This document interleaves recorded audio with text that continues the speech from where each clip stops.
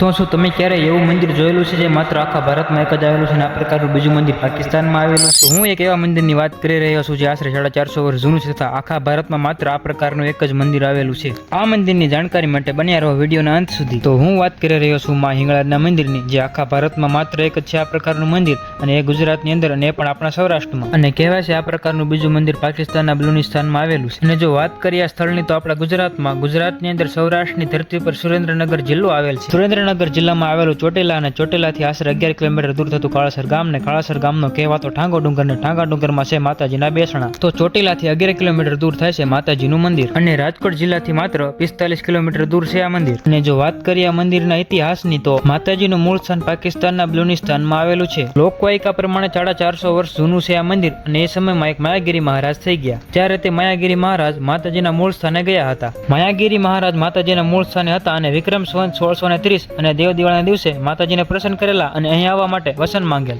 ત્યારે માતાજીએ પ્રસન્ન થઈને કહેલું, તમે તમારા સ્થાન પહોંચો, હું આવું છું. જ્યારે માયાગીરી મહારાજ માતાજીના મૂળ સ્થાનેથી પાછા અહીં આવ્યા ત્યારે માતાજી ગુફામાં સ્વયંભૂ પ્રગટ થયા હતા અને માયાગીરી મહારાજને દર્શન આપેલ હતા. માતાજી પોતે જ પ્રગટ થઈ અને દર્શન આપ્યા હતા. એટલા માટે માતાજીના સ્થાનને પ્રગટ્ય સ્થાન પણ કહેવામાં આવે છે. અહીંયા કોઈ સ્થાપના તથા પ્રતિષ્ઠા કરેલ નથી. માતાજી સ્વયંભૂ પ્રગટ થઈ અને દર્શન આપેલા છે. માતાજીના ઘણા બધા મંદિરો તથા સ્થાન છે, પણ આ એક જ પ્રગટ્ય સ્થાન તરીકે ઓળખાય છે. અને જો વાત કરીએ આ મંદિરની તો મંદિરની અંદર એક ગુફા આવેલી છે. જે ગુફામાં માં હિંગળાજની સૂતા સ્વરૂપની એક મૂર્તિ પણ છે. અને મંદિરની બહાર માં હિંગળાજની 51 ફૂટ ઊંચી એક પ્રતિમા બનાવવામાં આવેલી છે, જે ભાવિ ભક્તો માટે આકર્ષણનું કેન્દ્ર બની રહે છે. ચોટીલાથી 11 કિલોમીટર દૂર આવેલું કાળાસર ગામ, ને કાળાસર ગામનો કહેવાતો ઠાંગો ડુંગર, ને ઠાંગા ડુંગરના પેટાળમાં છે માતાજીના બેસણા. જો તમે પણ ચોટીલા હતો તો ચોટીલાના આજુબાજુના વિસ્તારમાં ફરવા માટે આવતા હોય તો આ મંદિરની એકવાર અવશ્ય મુલાકાત લ્યો. તો કોણ કોણ આવી ગયેલું છે આ મંદિર, અને કોને કોને ખબર હતી આ મંદિર અહીં આવેલું છે, જરા કમેન્ટમાં કહેતા જજો. અને આ મંદિરની બાજુમાં એક બીજું રહસ્યવાળું મંદિર આવેલું છે, બતાવીશું આપણે પાર્ટ 2 માં. ત્યાં સુધી લાઈક, ફોલો અને સબસ્ક્રાઇબ કરતા જજો, અને કમેન્ટમાં જય માં હિંગળાજ લખતા જજો.